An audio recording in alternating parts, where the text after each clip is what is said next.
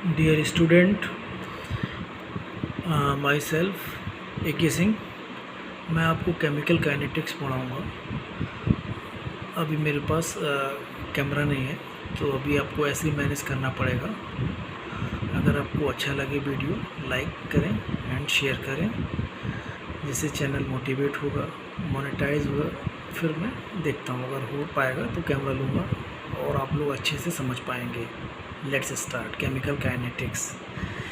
Chemical kinetics is the study of rates of chemical reactions and the mechanism, the series of steps by which they occur.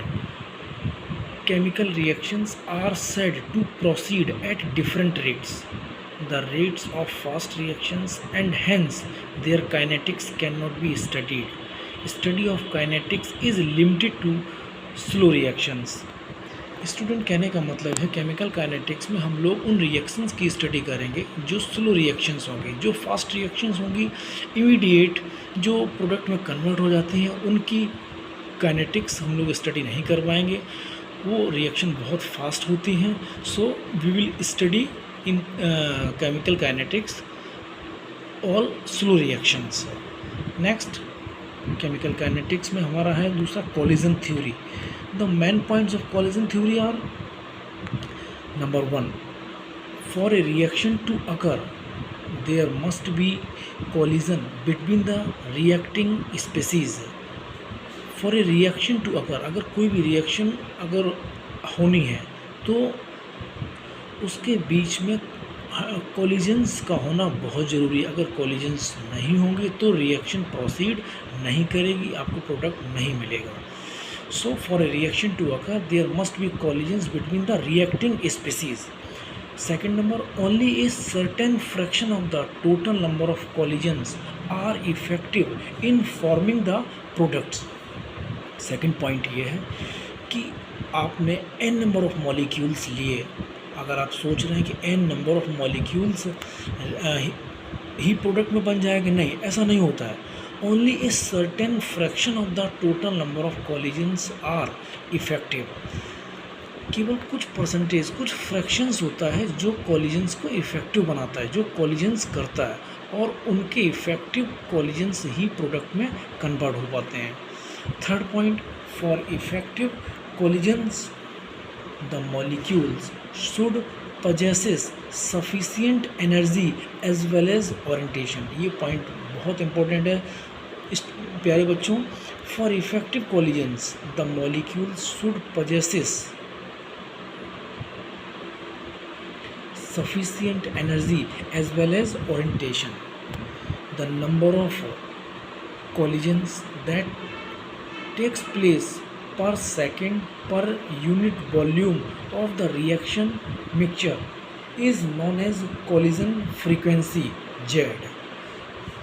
collision frequency को Z से हम लोग represent करेंगे। The number of collisions that takes place per second per unit volume of reaction mixture is known as collision frequency Z। If all the collisions are effective in forming the products, the reaction must be completed in a very short time।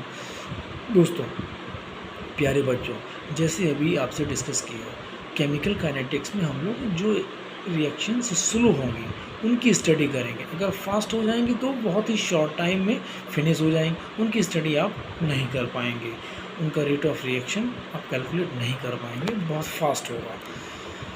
So that यहाँ पे यही लिखा हुआ है, if all the collisions are effective in forming the products the reaction must be completed in a very short time. But in actual practice क्या है? Most of the chemical reactions are slow. This means that all the collisions among the reacting species at a given temperature are not effective in bringing about the chemical reactions। कहने का मतलब है कि जो collisions होते हैं वो बहुत ही स्मॉल लेवल पे होते हैं, पूरी की पूरे जो मॉलिक्यूल्स होते हैं वो उसमें टेक पार्ट नहीं करते हैं। सो जो इफ़ेक्टिव कॉलिजन्स होंगे वही कॉलिजन को प्रोसीड कराएंगे और वही रिएक्शन को आगे बढ़ाएंगे।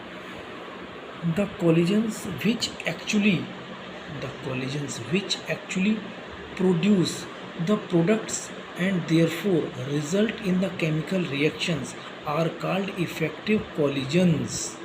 Understood? The collisions which actually produce, ऐसे collisions जो actually में product बनाते हैं, that is called effective collisions. इस पॉइंट को आप ध्यान रखें. The collisions which actually produce the products and therefore result in the chemical reactions are called effective collisions. Important barriers to a reaction. There are two important barriers to a reaction, namely energy barrier and orientation barrier. Energy barrier क्या होता है? The minimum amount of energy which the colliding molecules must possesses is known as threshold energy. कहने का मतलब ये है प्यारे बच्चों कि घर के बाहर मान लो कोई भी खड़ा हुआ है, अगर उसको आना है तो उसको थ्रेशोल्ड एनर्जी, थ्रेशोल्ड को क्रॉस करना पड़ेगा. जो थ्रेशोल्ड को क्रॉस कर लेगा वो रिएक्शन में टेक पार्ट कर जाएगा और उससे प्रोडक्ट बनने की चांसेस बढ़ जाएंगे. यहाँ पर यही समझाया गया था. Minimum amount of energy which the colliding molecules must possesses. Colliding molecules के पास वो मिनिमम अमाउंट ऑफ एनर्जी जो उनके पास होनी चाहिए, that must possesses is known as threshold energy. जो minimum amount of energy colliding molecules के पास होती, that is called threshold energy. Only those collisions of reactants will give products which possesses energies greater than the threshold energy. Only those collisions of reactants will give product which possesses energies greater than threshold energy.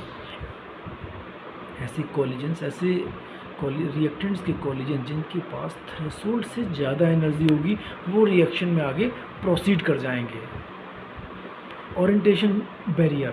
The colliding molecules should have proper orientation so that the old bonds may break and new bonds are formed. When the molecules do not have proper orientation at the time of collision, they result in ineffective collisions and do not form the products. अगर molecules, colliding molecules का orientation, proper orientation नहीं है तो वो collisions में भाग नहीं लेंगे और that is called ineffective collisions और उनसे कोई भी प्रोडक्ट नहीं बनेगा. So energy barrier and orientation barrier बहुत ही डिटरमिनिंग फैक्टर हैं कोलिजन थ्योरी में, किसी भी रिएक्शन को प्रोडक्ट में कन्वर्ट करने के लिए. Thus, the collisions in which the colliding molecules do not possesses the minimum energy for effective collisions or proper orientation do not form products. Keep in mind this thing. The collisions in which the colliding molecules do not possesses the minimum energy for effective collisions, threshold energy, minimum energy, threshold energy, or proper orientation do not form products. Therefore, it follows that only a small fraction of collisions is effective. Thus, the rate of reaction is proportional to the number of collisions per unit volume per second, collision frequency Z, between the reacting species. Second point, the fraction of effective collisions properly oriented and possessing sufficient energy. So the rate of reaction equals to minus dx upon dt equals to f into z. आपके पास fraction of effective collisions आ गया और इसमें including है properly oriented and possessing sufficient energy, F into Z. इस फॉर्मूले को आप याद रखेंगे इन दोनों फैक्टर्स को. Rate of reaction is proportional to F into Z is very important factor. Thank you. Next में हम लोग यूनिट्स निकालना भी सीखेंगे. Thank you. अगर आपको वीडियो पसंद आया है तो प्लीज़ लाइक एंड शेयर करें. नेक्स्ट देखेंगे आगे. अगर कैमरा ले पाऊँगा तो आपको फिर अच्छे से और समझा पाऊँगा मैं. Thank you.